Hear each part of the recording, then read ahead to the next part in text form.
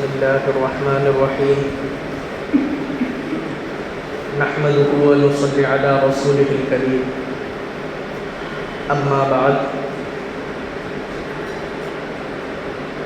أعوذ بالله من الشيطان الرجيم بسم الله الرحمن الرحيم والذين هم للزكاة فاعلون صدق الله العظيم.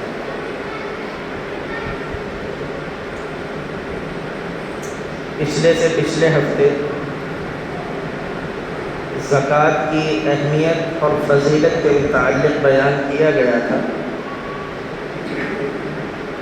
پھر پچھلے ہفتے چونکہ اعتکاف کا مسئلہ تھا تو اعتکاف کے بارے میں کچھ بیان ہونا تھا. آج زکوٰۃ کے مسائل، کس پر زکوٰۃ فرض ہوتی ہے، کب فرض ہوتی ہے، کن کن مال میں فرض ہوتی ہے، یہ زکوٰۃ کے مسائل آج مختصر طور پر بیان کیے جائیں. دیکھیے، سب سے پہلی بات تو یہ ہے کہ زکوٰۃ کس مال میں فرض ہوتی ہے. کس مال میں زکوٰۃ فرض ہوتی ہے؟ تو اس کا مسئلہ یہ ہے کہ 6 چیزوں میں زکوٰۃ فرض ہوتی ہے. زکوٰۃ 6 چیزوں میں اور 6 طرح کے مال میں فرض ہوتی ہے. سونا، چاندی، کیش، بزنس کا سامان اور کھیتی کی زمین، کھیتی کی جو پیداوار ہے اس میں بھی زکوٰۃ ہوتی ہے. اور نمبر 6، جو جانور آدمی پالتا ہے، اونٹ، بھینس، گائے، بکری، بھیڑ، جتنے بھی جانور ہیں جو پالے جاتے ہیں ان میں بھی زکوٰۃ ہوتی ہے. ہمارے یہاں چونکہ شہر میں عام طور سے کھیتی کی زمین نہیں ہے اور جانور نہیں ہے تو اس کا مسئلہ تو بیان نہیں کیا جائے گا. اس کے علاوہ جو 4 چیزیں ہیں، سونا، چاندی، کیش اور بزنس کا سامان، تو یاد رکھیے کہ ان 4 چیزوں میں زکوٰۃ فرض ہوتی ہے. سونا، چاندی، کیش اور بزنس کا سامان.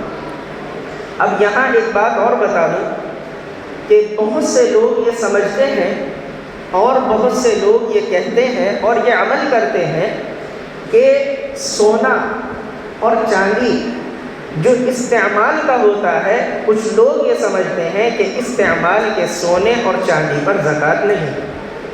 حالانکہ مسئلہ یہ ہے کہ سونا اور چاندی کسی بھی شکل میں ہو، چاہے وہ بسکٹ کی شکل میں ہو، سکے کی شکل میں ہو یا وہ زیور ہو، استعمال ہوتا ہو، استعمال نہ ہوتا ہو، سونے اور چاندی پر ہر حال میں زکوٰۃ فرض ہوتی ہے. اس میں کوئی یہ مسئلہ نہیں کہ استعمال نہیں ہوگا تو زکوٰۃ نہیں اور استعمال ہوگا تو زکوٰۃ ہوگی. ایسا کوئی مسئلہ نہیں ہے. سونے اور چاندی میں ہر حال میں زکوٰۃ فرض ہوتی ہے. اسی طریقے سے ایک چیز ہے بزنس کا سامان. بزنس کا سامان جو ہوتا ہے اس میں بھی زکوٰۃ فرض ہوتی ہے، لیکن یہ سمجھنا چاہیے کہ بزنس کا سامان کہتے کسے؟ بزنس کا سامان کسے کہتے ہیں؟ بزنس کا سامان اس کو کہتے ہیں کہ آدمی کوئی چیز، کوئی سامان خرید رہا ہے، خریدتے ہوئے اس کو بیچنے کی نیت ہو کہ میں یہ سامان اس لیے خرید رہا ہوں کہ اس کو بیچوں گا اور اس سے پروفٹ حاصل کروں گا، اس کو بزنس کا سامان کہتے ہیں. مثال کے طور پر کوئی زمین، کوئی مکان، کوئی گاڑی، کوئی موبائل یا کوئی چیز آدمی خرید رہا ہے، خریدتے ہوئے نیت یہ ہے کہ جب اس کے ریٹ بڑھ جائیں گے یا مجھے اچھے پیسے مل جائیں گے تو میں اس کو بیچ دوں گا. بیچنے کی نیت سے آدمی خرید رہا ہے، اس کو بزنس کا سامان کہتے ہیں، اس پر زکوٰۃ فرض ہوتی ہے. اور اگر خریدتے ہوئے بیچنے کی نیت نہیں ہے، اگر خریدتے ہوئے بیچنے کی نیت نہیں ہے تو اس سامان پر زکوٰۃ فرض نہیں ہوتی. مثال کے طور پر آدمی کوئی پراپرٹی خرید رہا ہے، کوئی زمین، کوئی مکان خرید رہا ہے یا کچھ مشین وغیرہ جیسے ہوتی ہے، مشین کاریگر لائن کے جو لوگ ہیں ان کی مشینیں ہوتی ہیں، بڑی بڑی مشینیں ہوتی ہیں، وہ مشین آدمی خریدتا ہے کوئی زمین، کوئی پراپرٹی، مکان آدمی خریدتا ہے، کوئی دکان خریدتا ہے، خریدتے ہوئے نیت یہ ہے کہ خریدتے ہوئے نیت اس کو بیچنے کی نہیں ہے، خریدتے ہوئے بیچنے کی نیت نہیں ہے۔ آدمی کا ارادہ یہ ہے کہ میرے بچوں کے کام آ جائے گی، یا بعد میں اپنا مکان، اپنا گھر بنا لوں گا۔ جب خرید رہا ہے، بیچنے کی نیت نہیں ہے، تو ایسے سامان پر، ایسی زمین، ایسی پراپرٹی، ایسے مکان، دکان پر اور ایسے سامان پر زکوٰۃ نہیں ہوگی۔ بات سمجھ میں آئی؟ تو بزنس کا سامان وہ ہوتا ہے جسے آدمی خریدے اس نیت سے کہ میں اس کو بیچوں گا، ایسے سامان پر زکوٰۃ فرض ہوتی ہے۔ اور اگر خریدتے ہوئے بیچنے کی نیت نہیں ہے تو پھر وہ بزنس کا سامان نہیں کہلائے گا اور اس پر زکوٰۃ نہیں ہوگی۔ تو 4 چیزوں میں زکوٰۃ فرض ہے: سونا، چاندی، کیش، روپیہ پیسہ جو کرنسی ہوتی ہے، اور بزنس کا سامان۔ اب دوسرا مسئلہ یہ ہے کہ کس آدمی پر زکوٰۃ فرض ہوتی ہے، یعنی 4 چیزوں میں زکوٰۃ فرض ہے، لیکن یہ 4 چیزیں کتنی آ جائیں تو آدمی پر زکوٰۃ فرض ہوتی ہے، یہ مسئلہ بھی سمجھنا چاہیے۔ اس کا مسئلہ یہ ہے کہ ایک آدمی کے پاس صرف سونا ہو، 4 چیزوں میں سے صرف سونا ہے، 4 چیزوں میں سے صرف سونا کسی آدمی کے پاس ہے، چاندی نہیں ہے، کیش نہیں ہے، بزنس کا سامان نہیں ہے، صرف سونا ہے، تو سونے کا 7.5 تولہ ہونا ضروری ہے۔ 7.5 تولہ اگر گرام کا حساب لگایا جائے تو وہ 87 گرام بیٹھتا ہے۔ اگر کسی کے پاس صرف سونا ہے، سونے کے علاوہ کچھ اور نہیں ہے، 87 گرام ہونا ضروری ہے۔ 87 گرام ہوگا یا اس سے زیادہ ہوگا تو زکوٰۃ ہوگی، 87 گرام سے کم ہوگا تو زکوٰۃ نہیں ہوگی۔ ایسے ہی کسی کے پاس صرف چاندی ہے، نہ سونا ہے، نہ کیش ہے، نہ بزنس کا سامان ہے، صرف چاندی ہے کسی آدمی کے پاس، تو 52.5 تولہ ہونا ضروری ہے۔ 52.5 تولہ کا گرام کا حساب لگایا جائے تو 612 گرام بیٹھتی ہے۔ 612 گرام چاندی، اگر صرف چاندی ہے، 612 گرام یا اس سے زیادہ ہوگی تو وہ آدمی صاحب نصاب ہوگا، 612 گرام سے کم ہوگی تو وہ آدمی صاحب نصاب نہیں ہوگا اور اس پر زکوٰۃ نہیں ہوگی۔ لیکن اگر کسی کے پاس تھوڑا سا سونا ہے، تھوڑی سی چاندی ہے، تھوڑا سا کیش ہے، تھوڑا سا بزنس کا سامان ہے، سب کچھ تھوڑا تھوڑا ہے، بات سمجھ لیجیے، کسی آدمی کے پاس تھوڑا سا سونا، تھوڑی سی چاندی، تھوڑا سا کیش، تھوڑا سا بزنس کا سامان ہے، تو اب سونے کا 7.5 تولہ ہونا ضروری نہیں اور چاندی کا 52.5 تولہ ہونا ضروری نہیں۔ اگر تھوڑا تھوڑا ہے، پھر اس صورت میں مسئلہ یہ ہے کہ ان سب چیزوں کی قیمت لگائی جائے گی، ان کے پیسے نکالے جائیں گے، پیسوں کو جوڑا جائے گا، اور پیسے جوڑ کر اگر وہ پیسے اتنے ہوتے ہیں کہ 52.5 تولہ چاندی کی قیمت کے برابر ہو جائے، یعنی 612 گرام چاندی کی قیمت کے برابر ہو جائیں، وہ آدمی صاحب نصاب ہو جاتا ہے۔ اس مسئلے میں ہمارے یہاں غلط فہمی یہ ہے کہ عام طور سے ایسا ہوتا ہے کہ کوئی آدمی ایسا نہیں ہے جس کے پاس صرف سونا ہو یا چاندی ہو، تھوڑا تھوڑا سب کچھ ہوتا ہے، سونا بھی ہوتا ہے، چاندی بھی ہوتی ہے، کیش بھی ہوتا ہے، بزنس کا سامان ہو نہ ہو۔ تو اس صورت میں اگر تھوڑا تھوڑا ہے سب کچھ، پھر مسئلہ یہ ہے کہ پھر سونے کا 7.5 تولہ ہونا ضروری نہیں اور چاندی کا 52.5 تولہ ہونا ضروری نہیں۔ ہمارے معاشرے میں بہت سے لوگ ایسے ہیں جو یہ کہتے ہیں کہ ہمارے پاس تو 7.5 تولہ سونا نہیں، ہمارے پاس تو 52.5 تولہ چاندی نہیں۔ تو یہ بات سمجھ لینی چاہیے کہ اگر مکس ہے سامان، تھوڑا سا سونا ہے، تھوڑی سی چاندی ہے، پھر سونے اور چاندی کا، سونے کا 7.5 تولہ ہونا، چاندی کا 52.5 تولہ ہونا ضروری نہیں، پھر ان سب کی قیمت نکالی جائے گی، اور ان کی قیمت اگر 52.5 تولہ چاندی کی قیمت کے برابر ہو جائے گی، یعنی 612 گرام چاندی کی قیمت کے برابر یا اس سے زیادہ ہو جائے گی، وہ آدمی صاحب نصاب ہو جائے گا۔ آج کا جو میں نے ریٹ معلوم کیا ہے چاندی کا، تو 612 گرام چاندی تقریباً 48,000 روپے کی بیٹھتی ہے آج کی ڈیٹ کے حساب سے۔ چاندی کی قیمت آگے پیچھے ہوتی رہتی ہے، میں آج کی بات کر رہا ہوں۔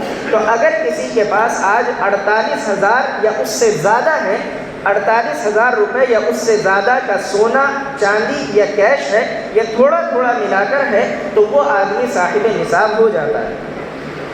اب وہ آدمی صاحب نصاب ہو گیا۔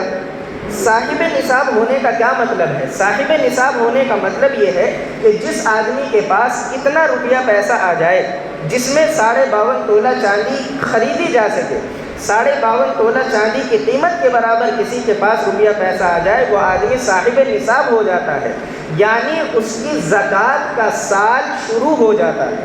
ابھی زکوٰۃ ادا نہیں کرنی، کسی کے پاس اتنا روپیہ پیسہ آ گیا، اگر آج آیا ہے تو ابھی زکوٰۃ نہیں دی جائے گی، بلکہ 1 سال کے بعد زکوٰۃ دی جائے گی، 1 سال کے بعد زکوٰۃ ادا کی جائے گی۔ مثال، اور یہ جو سال ہوتا ہے زکوٰۃ کا سال، یہ بھی سمجھ لینا چاہیے، زکوٰۃ کے سال کا حساب جو لگایا جاتا ہے وہ چاند کے حساب سے لگایا جائے گا۔ یہ جو انگریزی کے سال ہوتا ہے، جنوری، فروری، مارچ، اپریل، مئی، جون، اس سے زکوٰۃ کا حساب نہیں لگایا جاتا۔ زکوٰۃ کا حساب جو لگایا جاتا ہے وہ چاند کے حساب سے، محرم، صفر، ربیع الاول، ربیع الثانی، جمادی الاولیٰ، جمادی الاخریٰ، رجب، شعبان، شوال، ذی القعدہ، ذی الحجہ، اس سے یہ جو اسلامی مہینے ہیں ان کے حساب سے زکوٰۃ کا حساب لگایا جائے گا۔ بہرحال کسی آدمی کے پاس 52.5 تولہ چاندی یعنی 612 گرام چاندی کی قیمت کے برابر روپیہ پیسہ آج آ گیا، وہ آدمی صاحب نصاب ہو گیا۔ اس آدمی کو چاہیے جس دن اتنا روپیہ پیسہ آ جائے اس دن اس تاریخ کو آدمی نوٹ کر لے، اس تاریخ کو آدمی نوٹ کر لے، جس تاریخ کو اتنا روپیہ پیسہ آیا ہے اس کو نوٹ کر لے۔ یعنی مثال کے طور پر اگر کسی کے پاس، ایسے ہی مثال دے رہا ہوں، 1 محرم کو کسی کے پاس اتنا روپیہ پیسہ آیا ہے 52.5 تولہ چاندی کی قیمت کے برابر، اس آدمی کو چاہیے وہ 1 تاریخ کو، 1 محرم کو نوٹ کر لے۔ اب جب 1 سال کے بعد دوبارہ 1 محرم آئے گی تو اس آدمی پر زکوٰۃ فرض ہوگی۔ بات سمجھ میں آ رہی ہے؟ 1 سال جب گزر جائے گا تو 1 سال گزرنے کے بعد زکوٰۃ فرض ہوتی ہے۔ اور یہ بات اچھی طریقے سے سمجھ لیجیے کہ ہر مال پر سال گزرنا ضروری نہیں ہے۔ ہمارے یہاں یہ بھی ایک بہت بڑی غلط فہمی ہے، ہر مال پر سال گزرنا ضروری نہیں ہے۔ کیا مطلب؟ کسی کے پاس ابھی جیسے میں نے بتایا کہ آج کی تاریخ میں 52.5 تولہ چاندی 48,000 روپے کی بیٹھتی ہے تقریباً آج کی تاریخ میں۔ کسی کے پاس آج اتنا روپیہ پیسہ آ گیا، 50,000 یا 60,000 روپے آج کسی کے پاس آ گئے۔ اب 2-4 مہینوں کے بعد کسی کے پاس 5 لاکھ روپے آ گئے، 2-4 مہینوں کے بعد کسی کے پاس 5 لاکھ روپے آ گئے، تو اب آج سے اس کا سال شروع ہو گیا۔ اب کوئی آدمی یہ کہنے لگے کہ وہ جو 5 لاکھ روپے میرے پاس آئے ہیں وہ تو 5 مہینوں کے بعد آئے ہیں، تو 5 مہینے اس کی زکوٰۃ میں سال گزرنے کے 5 مہینے بعد ادا کروں گا، تو ایسا مسئلہ بالکل نہیں۔ یاد رکھیے، جب آدمی صاحب نصاب ہو گیا اور اس کے پاس 52.5 تولہ چاندی کی قیمت کے برابر روپیہ پیسہ آ گیا، اگلے سال اس کو زکوٰۃ دینی ہے۔ بیچ کے یہ جو 12 مہینے ہیں، بیچ کے جو 12 مہینے ہیں، ان میں کتنا بھی مال زیادہ ہو کتنا بھی کم ہو اس کا کوئی حساب نہیں لگایا جائے گا، چاہے مال بڑھ جائے چاہے کم ہو جائے، کوئی معاملہ اس کا نہیں ہے اور کوئی اس کا حساب نہیں لگایا جائے گا۔ ہاں جب 1 سال گزر جائے گا، 1 سال گزرنے کے بعد آپ حساب لگائیے، حساب لگایا کہ میرے پاس اتنا سونا ہے، اتنا چاندی ہے، اتنا کیش ہے، اور حساب لگا کر آپ نے دیکھا کہ یہ سب 5 لاکھ روپے کا بیٹھتا ہے، یہ سب 5 لاکھ روپے کا بیٹھتا ہے، تو اب ان 5 لاکھ روپے پر آپ کو زکوٰۃ ادا کرنی ہوگی۔ مثال کے طور پر اب ایک مثال سے بات سمجھ لیجئے کہ ایک آدمی کا سال شروع ہوا 1 محرم کو اور اس کے 11 مہینے گزر گئے، 11 مہینے گزر گئے، اس کے پاس صرف 50-60 ہزار روپے تھے۔ 12واں مہینہ شروع ہوا اور 12ویں مہینے کے بھی 25 دن گزر گئے، یعنی ذی الحجہ کے 25 دن گزر گئے۔ اب 25 دن گزرنے کے بعد اس کے پاس اچانک کہیں سے 1 لاکھ روپیہ آ گیا، اچانک اس آدمی کے پاس کہیں سے 1 لاکھ روپیہ آ گیا۔ اب 5 دن کے بعد اس کا سال پورا ہو جائے گا، تو اس 1 لاکھ روپے کی زکوٰۃ بھی اس کو ادا کرنی ہوگی جو 5 دن پہلے آئے۔ بات سمجھ میں آ رہی ہے؟ حالانکہ یہ 5 دن پہلے آئے ہیں اس کے پاس، لیکن چونکہ اس کا سال اسٹارٹ ہو چکا تھا اور اس کا سال چل رہا تھا، تو اب یہ نہیں دیکھا جائے گا کہ یہ پیسے تو 5 دن پہلے میرے پاس آئے ہیں، بلکہ ان پیسوں کی بھی زکوٰۃ اس کو دینی ہوگی۔ اسی طریقے سے جب آدمی کا سال پورا ہو گیا، سال پورا ہونے کے بعد آدمی اپنا حساب لگائے گا اپنے پیسوں کا، اور حساب لگانے کے بعد ان پیسوں کی 2.5% زکوٰۃ ادا کی جائے گی۔ لیکن یہ یاد رکھیے کہ جو زکوٰۃ آدمی ادا کرے گا اس میں قرض کو نکال دے گا۔ قرض جو آدمی کے ذمے ہے اس کو نکال دیا جائے گا، اور جو قرض آپ کو لینا ہے اس کو جوڑ لیا جائے گا۔ اس کو بھی مثال سے سمجھ لیجیے کہ آپ کو 1 محرم کو زکوٰۃ ادا کرنی ہے۔ مثال کے طور پر 1 محرم کو آپ کو زکوٰۃ ادا کرنی ہے۔ اب آپ نے حساب لگایا کہ میرے پاس اتنا سونا، اتنا چاندی، اتنا کیش ہے، اور وہ سب ملا کر 5 لاکھ روپے کے برابر ہو گیا۔ تو ابھی آپ 5 لاکھ پر زکوٰۃ ادا نہ کریں، بلکہ آپ یہ دیکھیں کہ میرے ذمے لوگوں کا کتنا قرض ہے، یعنی مجھے لوگوں کو کتنے پیسے دینے ہیں۔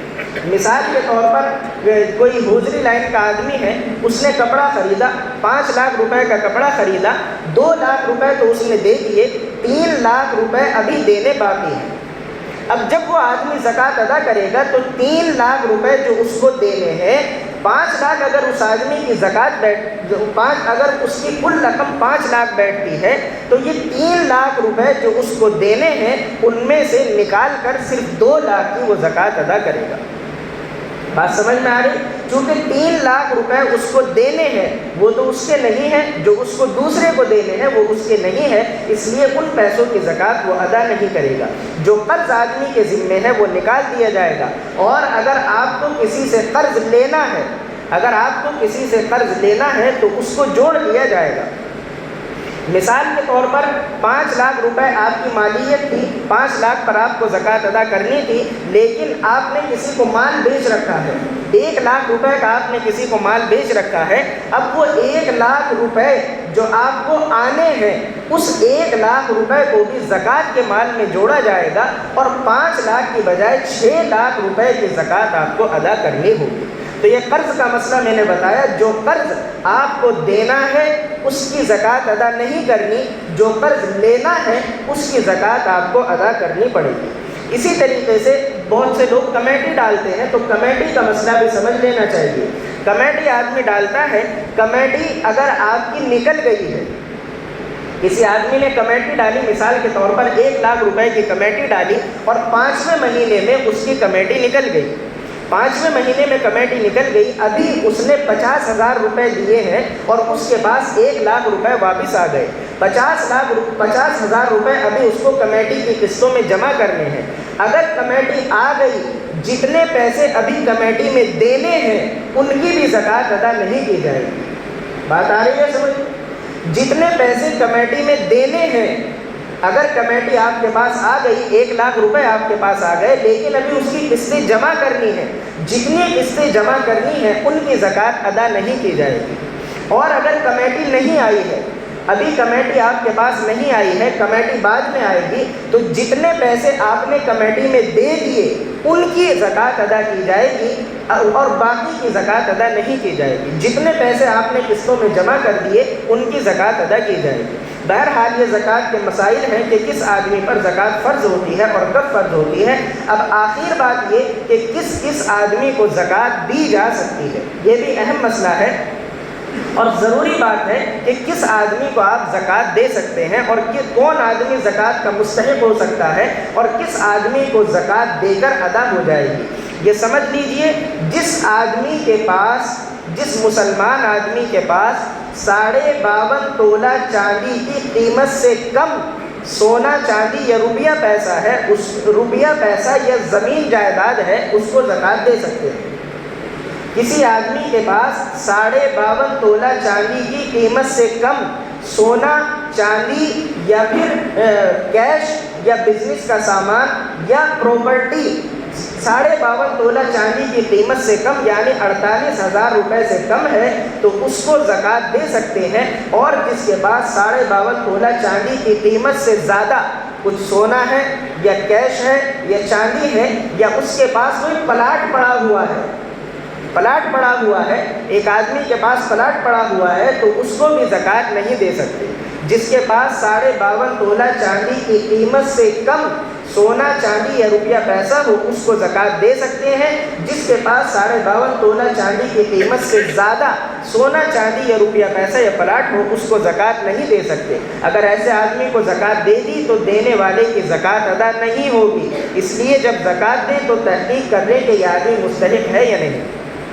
اور ایک اور بات، رشتہ داروں میں سے کس کس کو زکوٰۃ دے سکتے ہیں؟ رشتہ داروں میں سے کس کس کو زکوٰۃ دے سکتے ہیں، اس کا مسئلہ بھی سمجھ لیں۔ بہت آسان مسئلہ ہے اور آسان لفظوں میں سمجھ لیں۔ جن سے آدمی پیدا ہوا ہے، جن رشتہ داروں سے آدمی پیدا ہوا ہے ان رشتہ داروں کو زکوٰۃ نہیں دے سکتے، اور جو رشتہ دار آدمی سے پیدا ہوئے ہیں ان کو زکوٰۃ نہیں دے سکتے۔ شوہر اپنی بیوی کو زکوٰۃ نہیں دے سکتا، بیوی اپنے شوہر کو زکوٰۃ نہیں دے سکتی۔ کیا مطلب؟ جن رشتہ داروں سے آدمی پیدا ہوا ان کو زکوٰۃ نہیں دے سکتے۔ کس سے پیدا ہوتا ہے آدمی؟ آدمی پیدا ہوتا ہے اپنے باپ سے اور اپنی ماں سے، اپنے ماں باپ کو زکوٰۃ نہیں دے سکتے۔ اسی طریقے سے آدمی پیدا ہوتا ہے اپنے دادا دادی سے اور نانا نانی سے۔ دادا دادی سے ماں باپ پیدا ہوتے ہیں اور باپ پیدا ہوتا ہے اور باپ سے آدمی پیدا ہوتا ہے۔ نانا نانی سے ماں پیدا ہوتی ہے اور ماں سے آدمی پیدا ہوتا ہے، اس لیے دادا دادی نانا نانی کو زکوٰۃ نہیں دے سکتے۔ دوسری بات، جو آدمی سے پیدا ہوئے ہیں ان کو بھی زکوٰۃ نہیں دے سکتے۔ آدمی سے کون پیدا ہوتا ہے؟ بیٹا اور بیٹی، اپنے بیٹے اور بیٹی کو زکوٰۃ نہیں دے سکتے۔ ایسے ہی بیٹے کی اولاد یعنی پوتا پوتی کو زکوٰۃ نہیں دے سکتے، اور بیٹی کی اولاد نواسا نواسی کو زکوٰۃ نہیں دے سکتے۔